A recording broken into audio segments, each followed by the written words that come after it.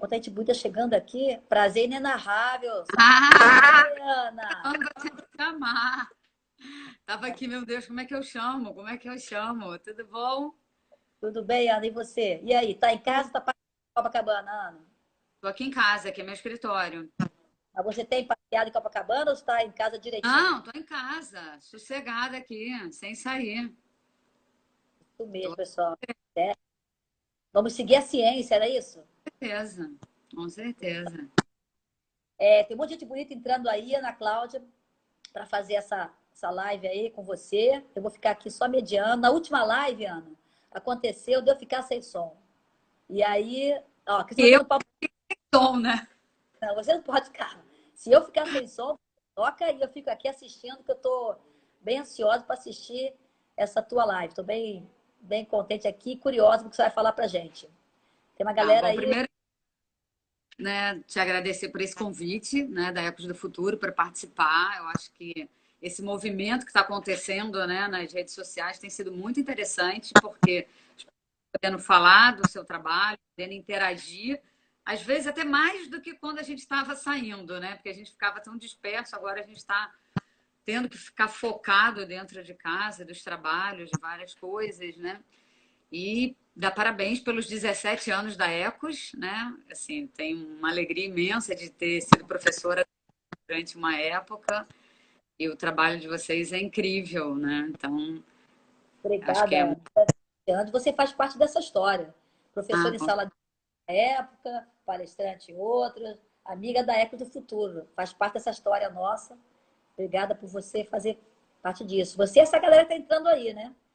Ah, sim, né? Que eu não vou conhecer todos mais, né? Porque já participei em outra época, não conheço o pessoal de agora. Mas hoje, em especial, Bel, quando você me fez esse convite, né, para falar, sobretudo com o pessoal da época, eu fiquei pensando o que falar nesse momento. E aí me lembrei desse livro, que se chama Numa Fração de Segundos. É um livro teoricamente juvenil, né? Ele é publicado como um livro juvenil, mas ele tem Peraí, mexido com muitos deixa eu te contar um né? pouquinho só. Estou entrando aqui e eu quero apresentar você para o pessoal que não conhece. Os que estão aí que não pegaram você na sala de aula da Ecos, eu quero apresentar Ah, você. Sabe que o pessoal está entrando aqui? A gente está num. Hoje é terça-feira, não é isso? E tem um é pessoal terça-feira. da faculdade ainda, que esse horário é horário de estar em aula, porque algumas faculdades estão fazendo aula online. E tem um pessoal aí que está entrando. Entrou agora o João Felipe, entrou a Andréia, Ties Oi, entrou, Cris, né? Cris entrou. Cristina, Pedro, uma galera, Isso. a Mari entrou, a Lulu Leitora, uma galera chegando aí. Tem um pessoal chegando. Ana Cláudia Ramos, mestra em. Como é que é o nome, Ana? Que você não é Literatura, literatura, tem esse. mestre em literatura pela FRJ. Ana Cláudia tem mais de 80 livros publicados. E aí ela vai conversar com a gente. A Ecos fez esse convite há anos, nesse período aí que a gente está de isolamento social, mas isolamento social, assim, não ir para a rua, né? Mas nós estamos em casa, todo mundo em casa, vivendo quase que um Big Brother. E aí a Ana escolheu falar de um dos seus livros que vai trazer a gente para refletir esse momento, né? Então, Marcelo entrando aí, ó, Fabiana, não, Fita Baiana, é Queria isso?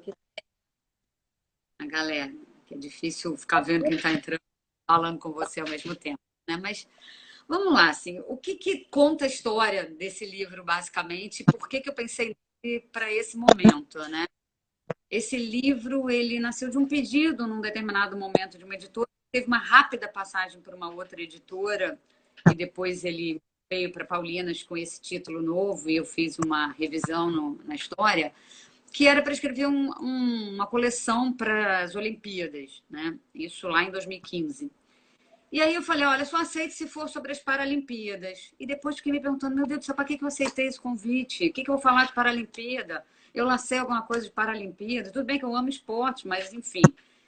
E fiquei pensando que, na verdade, eu não ia falar sobre a Paralimpíada, né? Eu ia criar alguma história que tivesse algo com superação, né? Que tivesse um atleta paralímpico, como eu pratico o remo, essa é uma das minhas atividades, fora ser escritora e várias outras coisas. eu fui conversar com os meus professores se tinha alguém lá que já tinha feito o remo adaptado. Eles me falaram que sim, mas naquele clube. Eu fui conversar com, né, esse rapaz e ele me contou muitas coisas, muitas histórias. Essa história que não tem absolutamente nada a ver com a história dele, né? E eu comecei a pensar o que seria uma história de superação, né? E essa história ela nasce da seguinte maneira: ela começa assim, eu vou ler a primeira página, que ela é bem curtinha, né? E nasceu de uma maneira muito engraçada, porque eu estava fazendo yoga e eu fazia yoga nessa época numa academia. E na academia tinha uma mulher que ela era muito barraqueira, sabe? Ela não ia em todos os lugares. E ela chegou e eu olhei e falei, meu Deus, o que essa doida vai fazer aqui na aula de yoga? Ela arruma confusão em tudo que é lugar, ela veio para uma aula super, né, tranquila. E ela chegou, sentou, abriu as pernas e tinha um alongamento invejável. E aí veio uma frase na cabeça: a facilidade não tem gosto de vitória. E aí eu cheguei, fiquei com aquilo na cabeça, não podia parar para escrever em lugar nenhum e comecei, né? Começa assim: meu nome é Andrei, descobri que a facilidade não tem gosto de vitória. Resolvi contar minha história depois da Aurora tanto insistir. Não queria, achava minha vida um nada. Nunca imaginei que tivesse que dizer depois de tudo. Acontece que a Aurora não me deixou em paz enquanto eu não falei. Tá bem, eu vou escrever. Ah, mas antes que pensem que isso é uma espécie de diário ou livro de autoajuda, vou logo dizendo que eu não sei o que é. Mas eu não estou nem aí por que vão dizer. Se eu conseguir ajudar as pessoas, beleza, esse é o intuito. Quando eu estava no meio do nada, daquelas ferragens, sem conseguir me mexer, mal conseguindo respirar, eu só pensava que a vida tinha acabado ali. Não sei explicar, mas senti isso tão forte dentro de mim. Quando o socorro chegou, eu me lembro de ter dito: o meu amigo, e mais nada. E aí esse menino, ele é um jovem, que ele acabou o colégio, ia fazer um ano viajando para entrar para a faculdade, e para comemorar isso ele viaja com um amigo, o melhor amigo dele, o Nilo. E aí quando eles estão voltando para casa, ele sofre um acidente, o Nilo morre e ele fica paraplégico. Então, assim, um caldo perfeito para uma história começar. Um menino com 19 anos ali, vendo a sua vida na cabeça dele virar o quê? Um nada, né? Então ele vai passar de uma revolta profunda, porque ninguém fica feliz depois que um incidente desse acontece na sua vida, e ele tem que ressignificar a vida dele inteira. E aí, por que eu pensei em falar desse livro? Porque a gente está tendo que ressignificar a nossa vida nesse momento, né? Todos nós, de alguma maneira, uns de um jeito, outros de outro, a gente teve que voltar para dentro, né, das nossas casas, dos nossos espaços, aprender a conviver com as pessoas, e isso tem que ter uma Vocês estão, significação da vida. vocês estão passando por isso? Estão assistindo a live? A Ana acabou de falar que nesse momento então tem que resignificar, olhar para dentro. Vocês estão fazendo isso? Isso É é o que porque, a Ana está passando esse momento da Covid. queira, Bel, a gente está sendo colocado, eu acho, em xeque, né, com as nossas questões interiores. Imagina, se você é uma pessoa que mora sozinha ou só com uma pessoa, talvez tenha espaço na casa, talvez tenha famílias que não têm espaço, né? Eu tenho amigos que é um casal com filhos numa casa pequena, então é um aprendizado. Por que será? Fico me perguntando, né? Por que será que nós estamos nesse momento com essas pessoas, nessas casas, nesses espaços, né? Eu tenho 2 filhos, meus filhos não moram mais comigo, então tá Tem cada um no pessoas, seu espaço. tem gente falando com você aí que está passando por isso sim, que está precisando inclusive de ajuda nesse momento. Alguém, outros falando que é uma de ressignificar, repaginando a vida. Tem gente interagindo e falando, aproveitando. Tendo que fazer isso. E mesmo quem já tem, né, que já caminhou um pouquinho, né, diferente, já está entendendo alguma coisa da espiritualidade em relação a isso tudo que está acontecendo, é difícil, não é fácil. Porque a gente está tendo que aprender a viver o hoje. Né? E a gente estava sempre vivendo naquela expectativa do que vai ser depois, depois, depois, depois. E o fato é que a gente não sabe nada do futuro, né? A gente está uma poeirinha cósmica diante disso tudo, né? Porque você não sabe quem vai ficar doente, quem não vai. Então a gente tem que ter muita força para entender o que isso tudo está querendo, né, trazer para a gente como uma reflexão. E aí eu puxo de novo para a história, né, do livro, que assim, esse menino, o Andrei, teve que trazer para a história dele como uma reflexão. Então ele foi único e os pais, Não são aqueles pais que passaram a mão na cabeça dele e falaram, ó, coitadinho.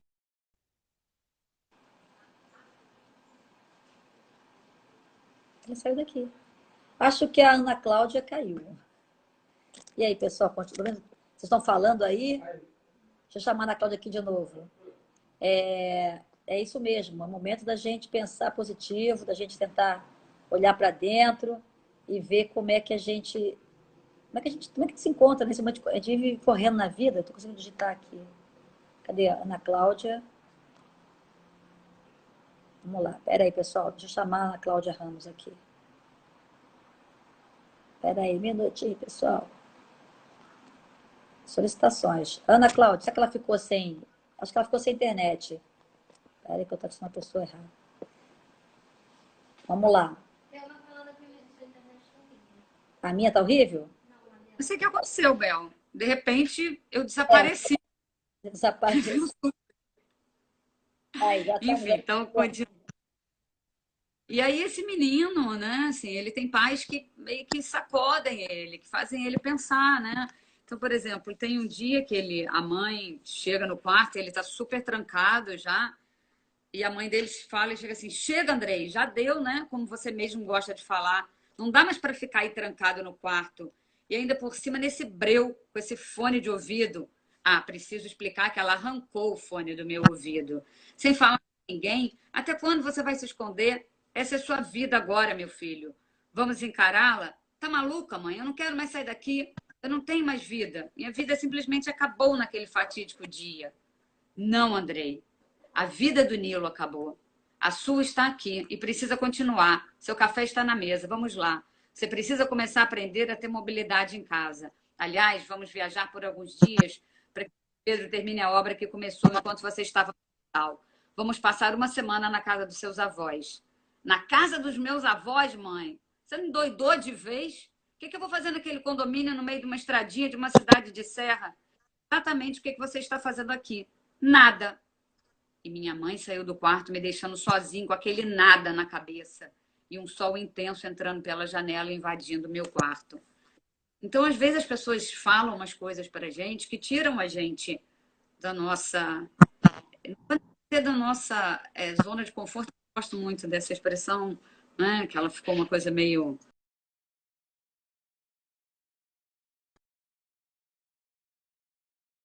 Pensar numa coisa nova, né? Ele nunca tinha se dado conta que ele estava fazendo nada ali, tanto fazia fazer nada em qualquer outro lugar, né? Tem um outro momento também, né, na história, em que... Porque ele vai começar... Ele fazia remo, claro que eu botei o remo como o esporte, né? E Bel ficou muda de novo, aí a gente não está te ouvindo, Bel. Não sei se você está ouvindo a gente. Vocês estão me ouvindo, quem está aí? Só para me dar um sinal, né? Enfim, e ele vai para o clube, né? Ele vai acabar chegando nesse clube que ele morava muito perto e ele vai começar a praticar remo. E ele chega lá e um dos atletas, né, lá no clube, chega para ele e diz assim: que bom que teremos mais um atleta paralímpico no clube. A Suélia estava mesmo precisando de um parceiro para competir. Vocês dois devem ser da mesma categoria. Ah, eu não sou atleta, não, desculpe. Eu também não, mas eu quis mudar o meu destino. E aí o menino fica com aquele eu quis mudar o meu destino na cabeça, né? Então, assim, a gente está com a nossa vida nas nossas mãos. Assim, o que a gente vai fazer, né? Não adianta a gente ficar diante dessa pandemia, disso tudo que a gente está vivendo, um desespero completo, né? O que a gente precisa é a gente estar atento aí e se perguntar: o que eu vou fazer com tudo isso, né? O que eu vou fazer com essa história? Como é que eu vou superar isso, né? Que a gente deu para essa live. O que dores e os nossos vazios, né? Não tem como superar algo se a gente não se enfrentar, porque é muito difícil, né? Agora é muito difícil realmente a gente ter coragem nas nossas dores, nos nossos vazios, entender tudo isso. Então, acho que esse momento que a gente está vivendo está chamando a gente para esse mergulho, né? essa pergunta, se a gente não está te ouvindo. Alguma coisa que você mexeu aí, Bel. Você deve ter ficado muda, não sei por quê, né? Enfim. Mas a gente está sendo chamado nesse momento, né, para pensar nisso tudo, né? O que eu vou fazer com esse destino que está na minha mão? Como é que eu vou superar? Né? Como é que eu vou superar um vazio, uma dor? Eu fico imaginando, né, pessoas que já tinham uma certa dificuldade agora, estão passando por isso, tendo que ficar, né, reclusa num espaço, como você mesma falou, né, lá no começo, meio que esse Big Brother gigantesco aí que a gente está vivendo, né? E que é muito diferente, né? Porque cada um está vivendo da sua maneira, cada um está passando por isso com a sua própria dor ou alegria, com as suas ansiedades sendo jogadas aí, né? Então, como superar um limite? No meu entender, a gente não tem como superar um limite se a gente não for buscar entender o porquê que a gente está passando aquilo, né? O Andrei, ele vai superar esses limites tentando sair do local de vítima que ele se colocou no início da história, porque ele se coloca como uma vítima no começo da história, e ele tem que modificar, ele tem que transformar, ele tem que, né, ressignificar tudo isso. E os pais são pessoas importantes. Então, como é bom a gente ter pessoas que ajudem a gente a ressignificar as dores e os vazios, né? E aí, então, o que acontece? Ele vai buscar essa ajuda, né? Ele vai começar a buscar ajuda no esporte, que acho que muitas determinadas experiências, né? E com a questão da perda de uma certa mobilidade, acabam buscando alguma ajuda, muitas vezes, no esporte, como uma forma de superar isso.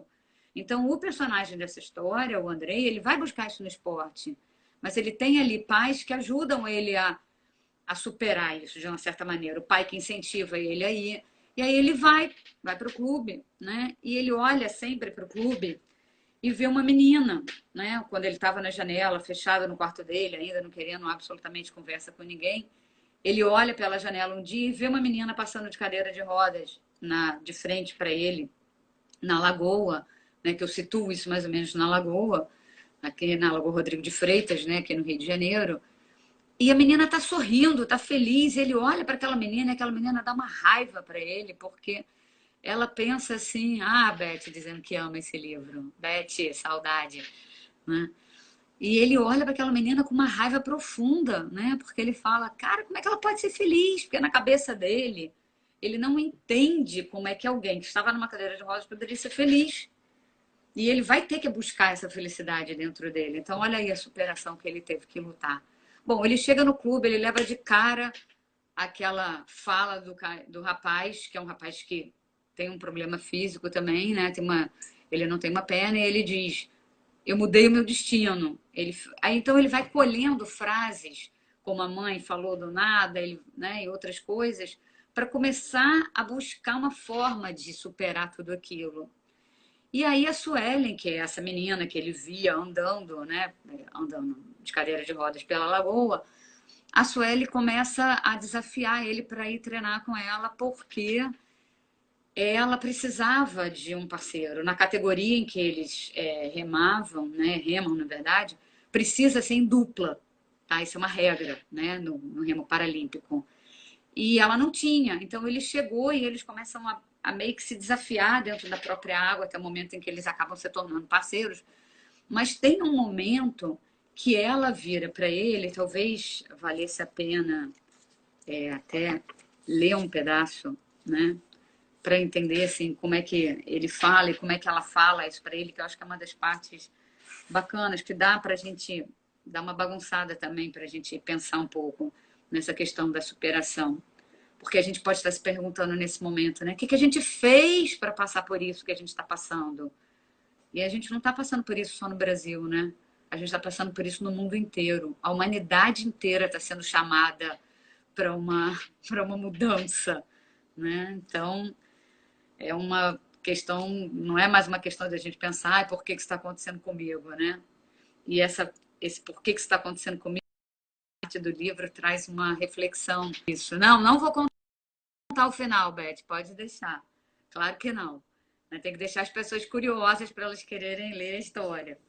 Tem um momento que ele está super chateado, ele acordou, o dia estava dando super errado, e ele fala assim: mas sabe aqueles dias que você acha que as coisas não têm como piorar? Pois é, nesse dia eu aprendi que tudo sempre pode ficar pior. A Suelen estava lá, me esperando. Não acreditei. Eu não queria falar com aquela garota. Fui tão estúpido, falei tanta bobagem. Disse que ela se achava melhor só porque tinha mais mobilidade, porque remava bem, porque sorria, porque isso, porque aquilo. Falei tanta grosseria, mas tanta, que eu mesmo não estava entendendo de onde vinha tanta raiva. Ela me ouviu sem dizer uma só palavra, sem gritar, sem reagir, só me olhava fixo. E isso me deixou muito mais irritado. Quando acabei de esbravejar contra ela e contra o mundo, ela se virou para mim e disse: sabe, Andrei, eu tenho pena de você. E sabe por quê?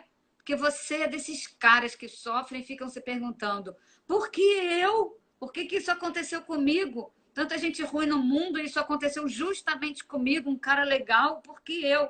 Ô, garota, para de falar, Andrei. Eu escutei quieta. Agora é sua vez de me ouvir. Mas não se preocupe, eu só vou dizer uma coisa e vou embora. Porque o que eu tinha mesmo para dizer, eu desisti de falar. Mas preste atenção, moleque. A pergunta não é por que eu, mas por que não você? O que você tem de melhor do que eu, por exemplo? Ou do que o Diogo, que perdeu a perna, vítima de uma bala perdida na comunidade onde ele mora? Ele era um cara honesto, trabalhador e ficou assim. Ele era motoboy. Você já viu motoboy perneta? Não, né? Então por que ele, por que eu, por que você? Porque a vida é assim, cheia de mistérios e aprendizados.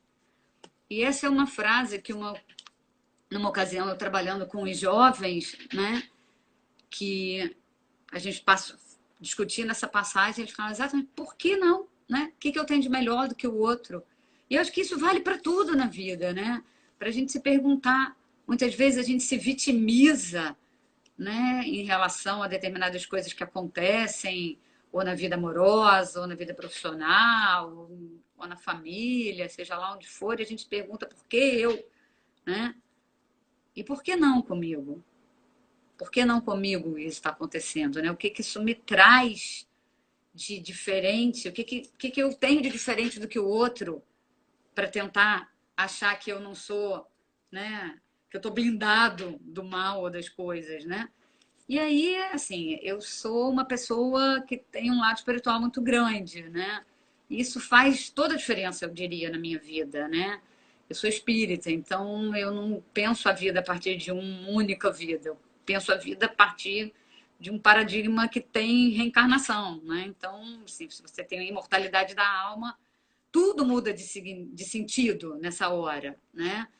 Porque você começa a entender que você não se educa apenas para o aqui e agora, mas você se educa para o eterno, né? Desse espírito imortal. Então, quando a gente joga a lente espírita na vida, e aí eu diria que quando a gente joga qualquer questão espiritual que a gente tenha, né? Tudo muda. E aí você ressignificar a dor ganha um outro significado, né? Porque por que que alguma coisa acontece com a gente? Por que isso tudo está acontecendo na humanidade? Tem um porquê. Porque nesse momento, né, a humanidade inteira está tendo que se repensar. Se a gente não se cuida, a gente não cuida do outro. Então, eu preciso me cuidar, mas eu preciso que o outro se cuide, porque aí, se o outro não se cuidar, eu que vou sofrer também as consequências. Então, está todo mundo, literalmente, no mesmo barco. Todo mundo tendo que dar as mãos, né? Todo mundo tendo que se ajudar. Uns vão conseguir? Vão. Uns vão conseguir ressignificar tudo isso? Vão. Outros, talvez não, né? Quantas coisas vão sair disso tudo? Né? Mas assim como a ideia do livro era fazer as pessoas pensarem, né, em algo novo, pensarem em ressignificar toda a sua história, a gente está tendo que ressignificar a nossa história. Né? Tem uma frase, não vou saber exatamente como é que é a frase, mas tem uma passagem quando o Jung, né, ele fala que ninguém se torna um ser de luz porque convive com pessoas de luz, né? A gente se torna um ser de luz praticando, né? Buscando, né? Então, assim, o livro tem uma coisa que eu pessoalmente gosto muito de conversar com os jovens, né? Com jovens, enfim, com as pessoas com quem eu, né, acabo tendo debates sobre esse livro, né? Que é assim, o que essa história toda faz com que eu pense a minha própria história, né? O que a história do Andrei, que teve que aprender a ressignificar algo, faz com que eu também tenha que pensar a minha história, né? Porque pensar a minha história é eu ter coragem de mudar. E ter coragem de mudar dá trabalho, não é simples, mas é necessário, né? Um atleta, para se tornar atleta, ele tem que ter disciplina. Disciplina, disciplina, disciplina. Ninguém ganha medalha porque é bonitinho, porque, né, tem o corpinho legal, ou isso, aquilo. Ganha uma medalha, ganha um campeonato porque treinou feito um louco. Assim como para se tornar um escritor e conseguir construir uma história, conseguir construir uma carreira, são anos de estudo, dedicação, né? Então, chegar a um ponto, chegar a um lugar requer disciplina, trabalho, estudo. Quer vencer, tem que começar.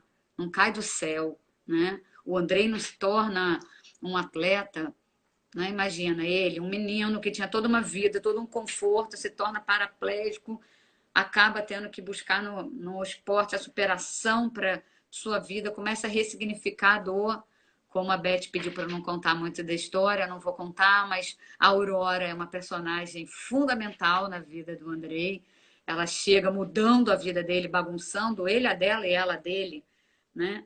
E aí é muito curioso, porque as pessoas, de um modo geral, elas sempre pensam, né? Que quem tem alguma deficiência física é que precisa, só quem tem alguma deficiência que precisa superar, o que não é verdade, né? Todo mundo tem que superar alguma coisa, né? Quais são as coisas que cada um de vocês que estão aí, né, me ouvindo hoje precisam superar? Quantas coisas que eu já superei, quantas coisas que eu ainda preciso superar, né? Eu outro dia ouvi um psicólogo que ele perguntava assim: qual o seu tema? Eu achei muito interessante essa maneira dele de falar, né? Qual é o seu tema diante da vida? Qual é a sua questão? O que você tem para transformar?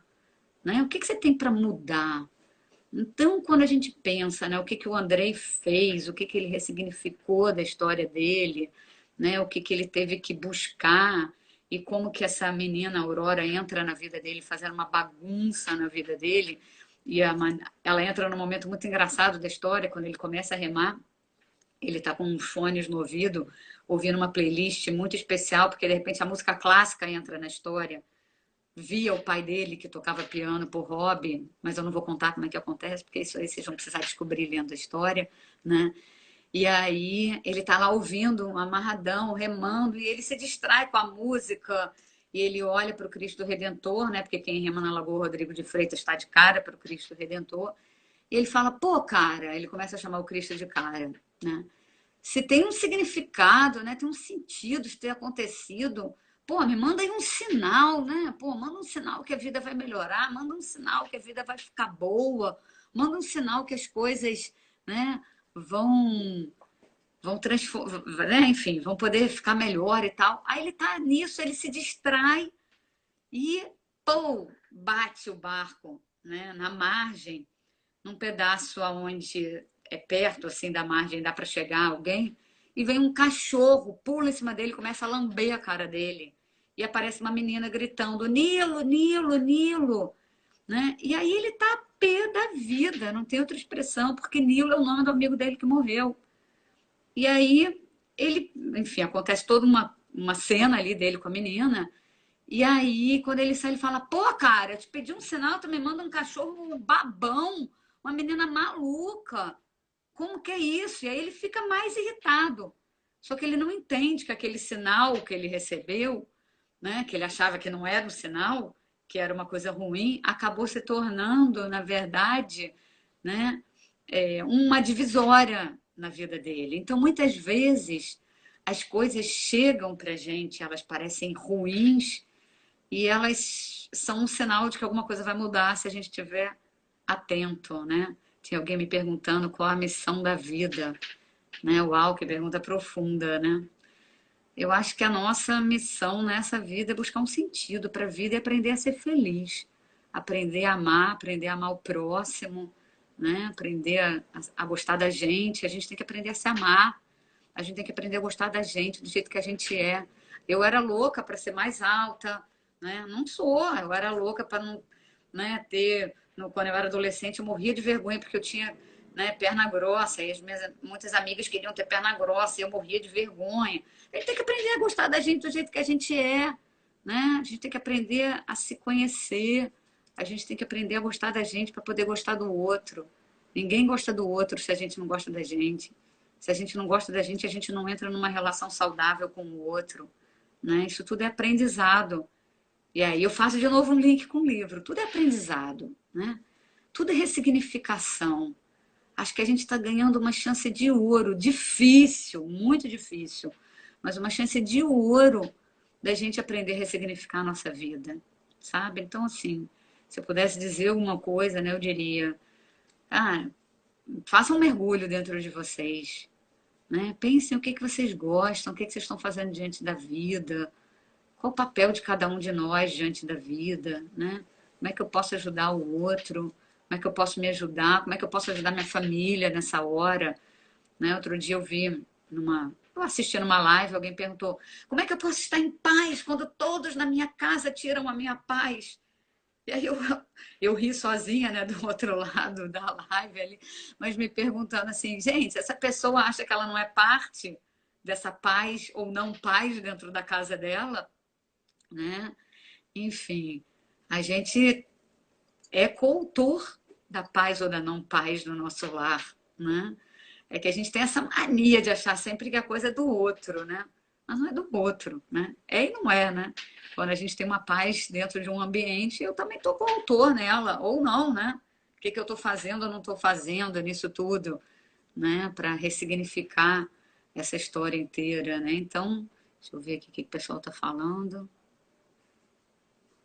Ah, alguém que fez a oficina de literatura lá na Paulinas de Porto Alegre, né? Que assim, esse livro é da editora Paulinas e eu sempre estou viajando, né? Quer dizer, atualmente não está dando, né? Mas quando tudo isso passar, a gente vai poder voltar a se encontrar aí com o pessoal da Paulinas, né? Eu viajo muito pela Paulinas em vários estados e exatamente podendo conversar, né, com os livros, sobre os livros, né?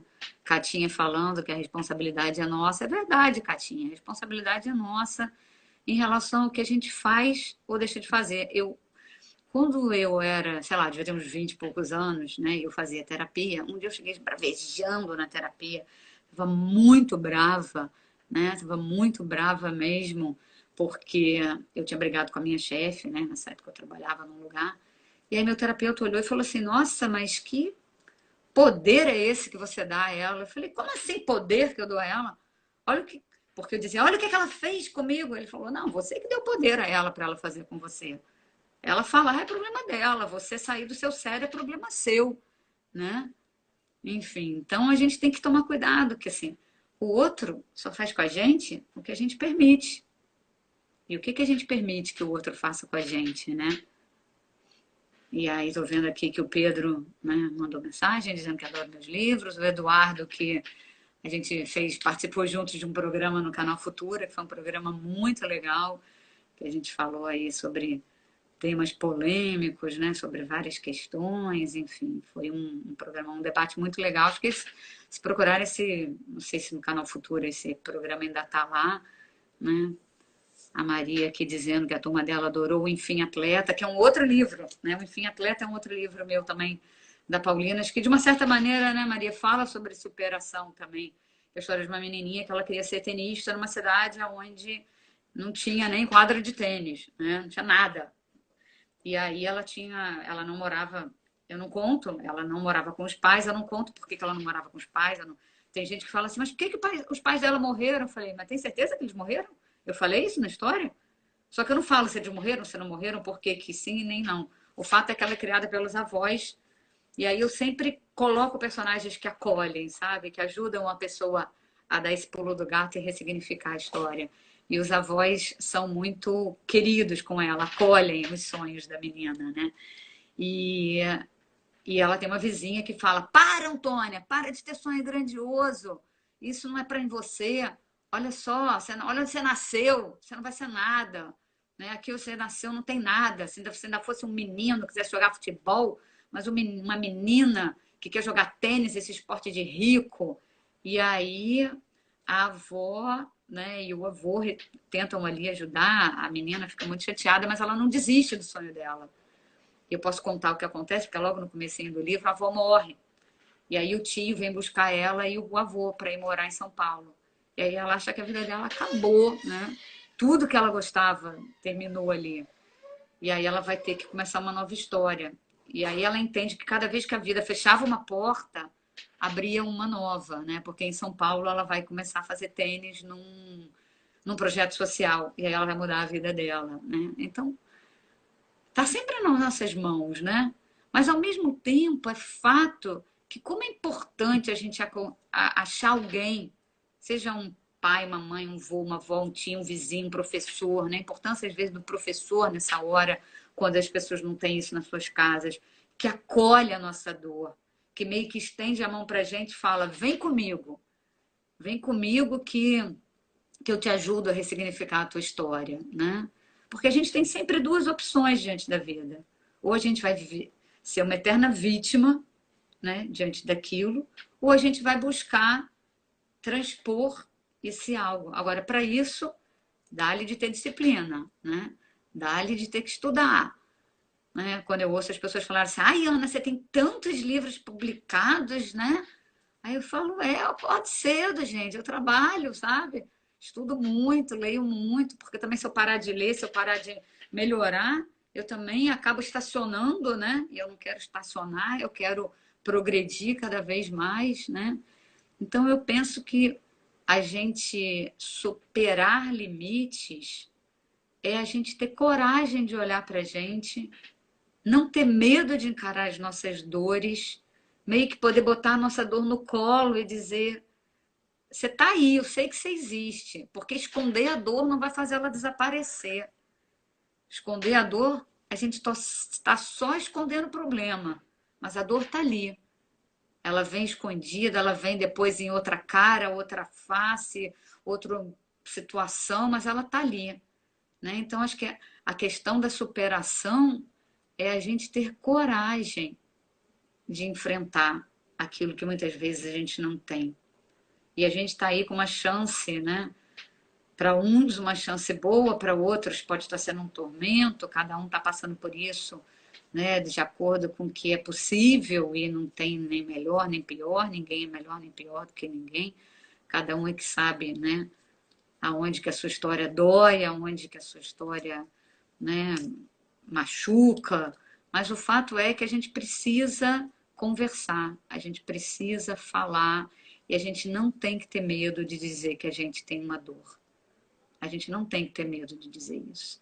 Ninguém é perfeito, né?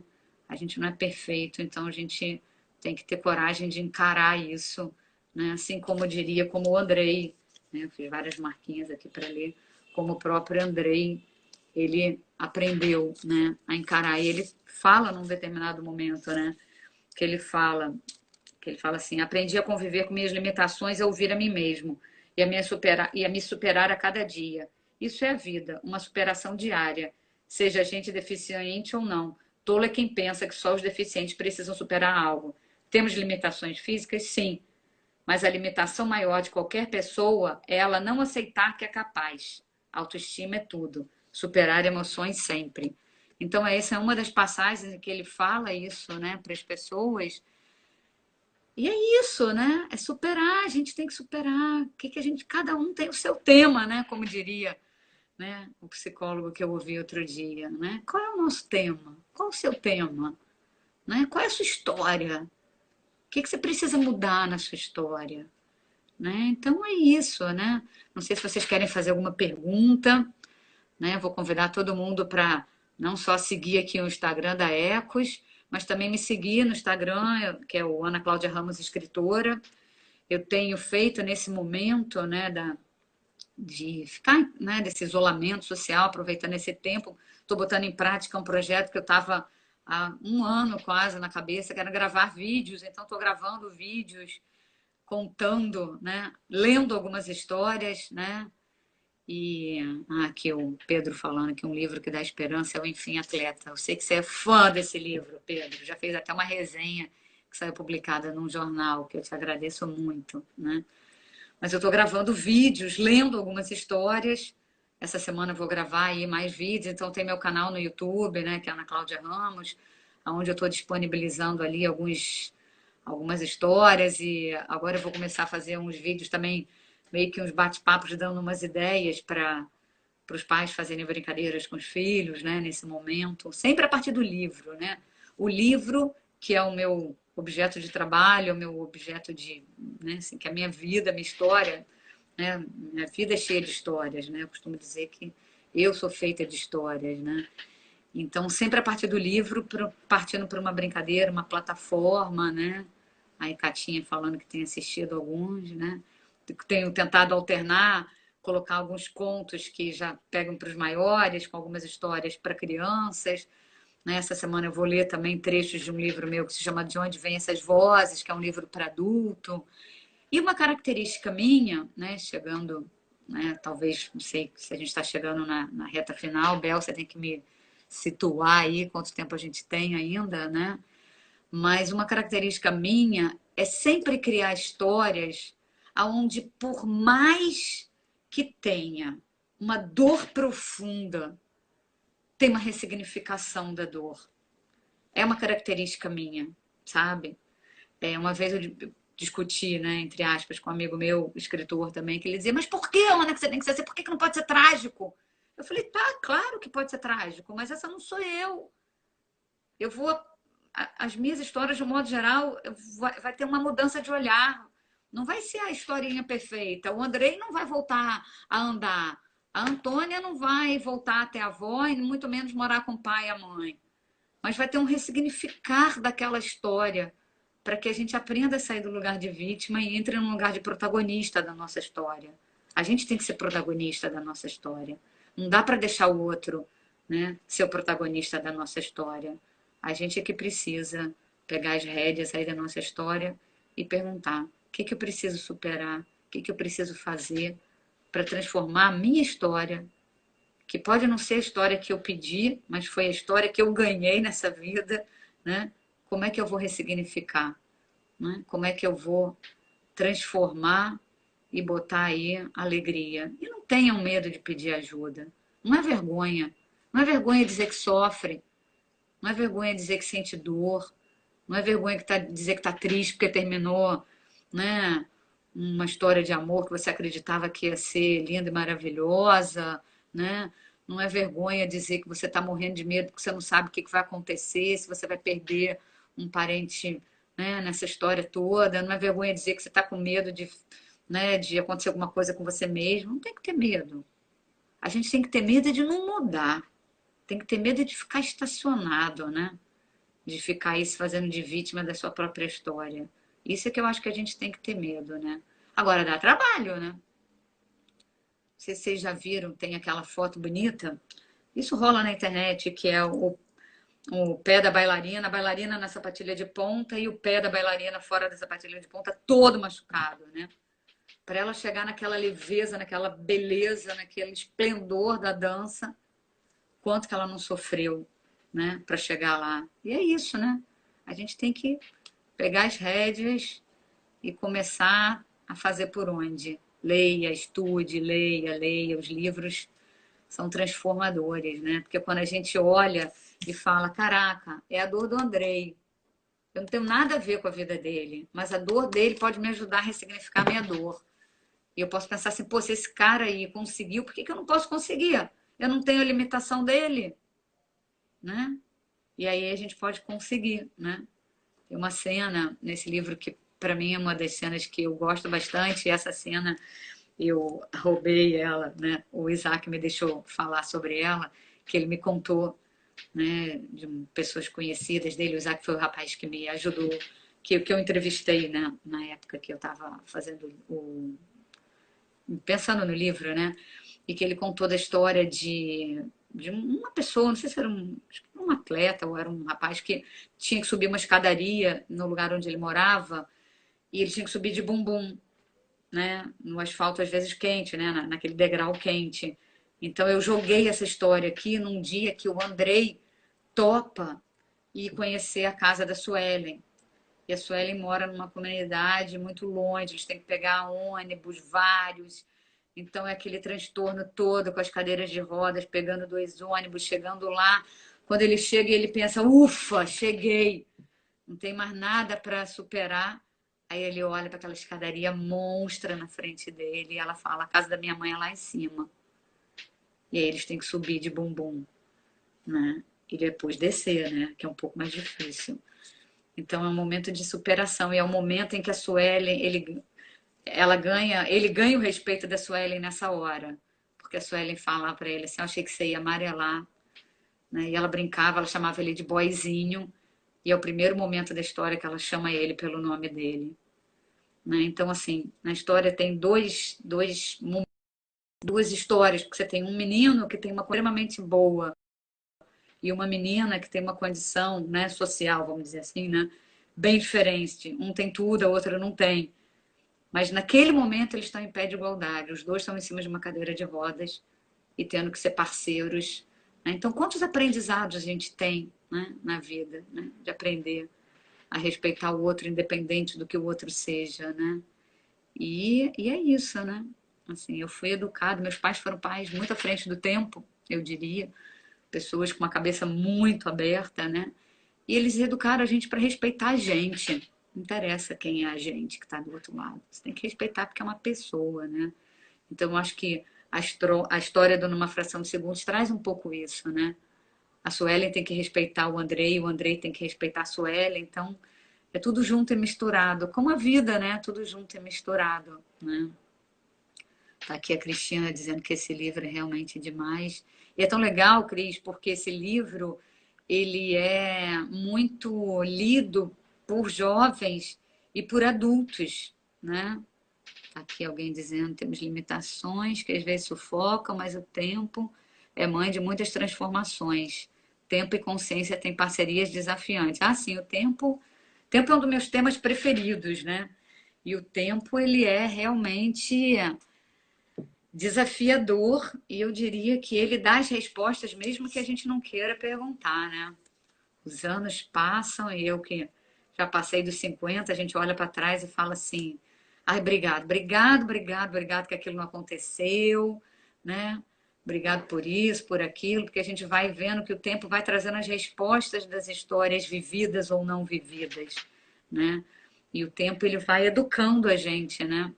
Tem uma coisa que eu gostaria de dizer nessa questão de superação, que para mim foi muito importante. Quando eu lancei meu primeiro livro, né, eu estava sendo. Existia um prêmio, a Fundação Nacional do Livro Infantil e Juvenil lançou naquele ano o prêmio Autor Revelação. E eu estava sendo cotada para ser uma das pessoas. Eu sei porque tinha uma pessoa que eu conhecia depois, que estava no prêmio, ela falou, né, que eu estava ali encabeçando para ganhar o prêmio e na reta final eu não ganhei. Claro que naquela época, no auge dos meus 26 anos, eu bravejei, chorei e pensei, meu Deus, se eu tivesse ganho esse prêmio, tudo ia ser diferente, a minha vida ia mudar, né? As pessoas iam olhar para esse livro e, enfim, achei que eu tinha perdido uma chance de ouro. Os anos se passaram e eu olho para trás e falo, obrigado, Senhor, obrigado, obrigado, obrigado, obrigado, obrigado. Vocês devem pensar, você é louca, né? Mas não. Se eu tivesse ganho aquele prêmio com 26 anos, eu teria ficado tão vaidosa, tão metida, que eu teria me perdido. Então, às vezes, o não, ele transforma a gente em algo muito melhor. Não ter ganho aquele prêmio naquele momento me fez, ó, correr atrás e querer ser melhor, e querer escrever mais, e querer estudar mais, né? Então, vamos ficar atento nos sinais que a vida está dando para gente, né? Que acho que isso é que é bacana, né? A vida dá tanto sinal, a gente é que às vezes não olha, né? Não percebe. Aqui, deixa eu ver o que o pessoal tá falando. A Elisa falando que imaginar que essa inspiração vindo das remadas na lagoa. É verdade, Elisa. Esse livro foi todo escrito primeiro dentro da minha cabeça enquanto eu remava. E eu fiquei órfã. Quando eu acabei de escrever o livro, me deu um vazio, né? Me deu um vazio porque eu ia remar e o Andrei não estava mais ali comigo. Ele já estava na história, né? Me deu muita saudade dele ali, né? E aí eu fiquei com muita saudade dele, assim. Quando eu remo, eu tenho muitas ideias, assim, muita ideia vem na minha cabeça quando eu estou remando. As ideias nascem, às vezes, dos momentos mais inusitados, né? As sincronicidades vão chegando e a gente tem que estar atenta realmente no que isso pode trazer para nossas vidas. E isso vale para tudo, vale para quem está escrevendo uma história, né? Vale para quem está, sei lá, às vezes, né, a Bel que está aí fazendo o mestrado, que de repente está tendo que escrever a dissertação, está sem ideia, de repente olha uma coisa e acaba tendo uma ideia para aquilo, né? Então as coisas chegam, né? Tá aqui alguém falando que tudo tem a sua hora, é verdade, tudo tem a sua hora. É que a gente é que não sabe esperar, né? A gente quer tudo agora, né? Mas olha que incrível, esse momento que a gente está passando está fazendo a gente aprender que é hoje. A cada dia sua parcela de alegrias e tristezas, né? Literalmente a gente está vivendo um dia de cada vez, porque a gente não sabe o que vai ser amanhã, a gente não sabe o que vai ser semana que vem, a gente não sabe quanto tempo a gente ainda vai ter que ficar nesse isolamento, a gente não sabe nada. A gente não sabe como vai ser a vida depois que isso tudo passar, como é que vão estar os trabalhos, os empregos, as vidas, as escolas, as famílias. A gente não sabe nada, né? Então é literalmente viver um dia de cada vez, né? Minha mãe faleceu no mês passado, né? Não, mês passado não, agora já em fevereiro, já mês retrasado. Estou um pouco sem noção do tempo aqui. E durante o ano passado inteiro, eu aprendi a viver literalmente um dia de cada vez. Então, olha como a vida nos educa, né? O que antes parecia uma dor, foi um baita de um aprendizado que nesse momento está me ajudando bastante. Porque eu já estava vivendo um dia de cada vez. Então, passar por isso nesse momento, né, tá sendo mais fácil, né? Mais fácil entre aspas, né? Mas assim, mais simples talvez em alguns momentos, né? Claro que tem dias que não tem nada fácil, né? Complexo, mas aí a gente tem as ferramentas para, opa, inspira, respira, vamos lá, não vamos deixar se abater, não vamos deixar mergulhar na dor, não vamos deixar mergulhar no desespero, que isso não adianta, né? Alguém dizendo aqui, difícil planejar, existe disciplina que eu não tenho, né? Então, vou te falar uma coisa. Eu li uma frase, né, que você está dizendo que não tem disciplina, uma frase que virou um mantra na minha cabeça, que dizia o seguinte: a disciplina precede a espontaneidade. Olha que incrível, né? E olha que assim, a gente que trabalha com arte tem que ter espontaneidade. Mas tem que ter disciplina. Eu tenho disciplina, eu acordo, eu venho para o computador, eu escrevo, eu tenho aquelas horas de dedicação. Né? Não dá para, me inspirei. Não, não é isso. Você vive... O escritor não vive de inspiração. A inspiração é um tique-tico, né? A pontinha do iceberg, o resto é trabalho, muito trabalho. Né? Então, assim, quer se tornar um bom escritor? Disciplina. Quer se tornar um bom atleta? Disciplina. Quer se tornar um bom professor? Disciplina. Né? Um aviador, ele só se torna bom depois de não sei quantas mil horas de voo. E aí a gente quer ficar bom em 2 livros que a gente lê, né? 3 coisinhas que a gente faz. Não. Disciplina. É treino, né? É difícil, pacas, não é fácil, não. Mas é isso, né? Quem está agora, assim, as pessoas que gostavam de esporte não estão podendo fazer, estão tendo que fazer dentro de casa do jeito que dá. Haja disciplina, né? Essa frase é boa, né? Pode anotar. A disciplina precede a espontaneidade. Eu colei ela na frente do meu computador durante mais de ano, até que ela entrou dentro da minha cabeça. E aí ela serve para muita coisa. Vai entrar em desespero? Aí a disciplina medita, inspira, respira e vamos que vamos, né? Que ajuda a gente a superar essa fase difícil, né? Alguém dizendo que essa live está sendo perfeita. Vou manter essa frase na cabeça. Pode manter, que ela é boa, né? Tá difícil, entrou em desespero, começou a ficar aflito, começou a ler muita matéria de coronavírus, começou a ficar com falta de ar porque leu matéria, já se apavorou. Senta, cata um cantinho, inspira, fecha o olho, bota uma música que gosta, né? Tem me ajudado muito as minhas aulas de yoga, né? Estou fazendo aulas de yoga pelo Zoom, mas tem muita gente aí, muito professor de yoga disponibilizando lives com aula, com meditação, né? Tem uma professora minha chamada Ana Lima Yoga, que todo dia, 7 horas da noite, ela faz uma live com meditação, né? aberta aí para todo mundo, ajuda bastante a superar essas dificuldades e ajuda a gente a se voltar para dentro de si e tentar se enxergar, se ver, né? Alguém é do Espírito Emmanuel, isso aí, Marcelo, né? O Espírito Emmanuel, ele era o mentor espiritual do Chico Xavier, né? Que muitos já devem ter escutado. Marcelo aqui falou, né? Eu tinha esquecido, eu lembrava. A Lisa dizendo que yoga é tudo. A Lisa começou a fazer yoga agora nesse isolamento, tá mudando bastante com a yoga, né? E é isso, gente. Né? Espero vocês aí nas redes sociais para a gente continuar esse papo. Se vocês quiserem me mandar alguma pergunta, podem me mandar, que eu vou respondendo na medida do possível. Né? Tô aqui no Instagram, tô no YouTube, né? Podem me seguir por lá. Essa semana eu vou botar a Bel fazendo coraçãozinho, né? Vou botar vídeo novo, né? Tem várias histórias, e é isso. Então fica aqui o meu beijo para vocês e o meu muito obrigado por vocês estarem aqui comigo nessa hora, nesse momento, né? E até uma próxima live, né? A gente pode combinar para falar de outros livros, outras histórias e sabendo que esse livro é da Paulinas, depois que vocês lerem, quem lê, né, manda uma mensagem para me dizer o que é que achou, né? Então é isso, gente. Um beijo bem grande e até uma próxima live. Não deixem de curtir, né, acompanhar aqui e curtir a Ecos do Futuro e o Ana Cláudia Ramos, escritora. E um beijo grande, então, gente. Tchau, tchau para vocês.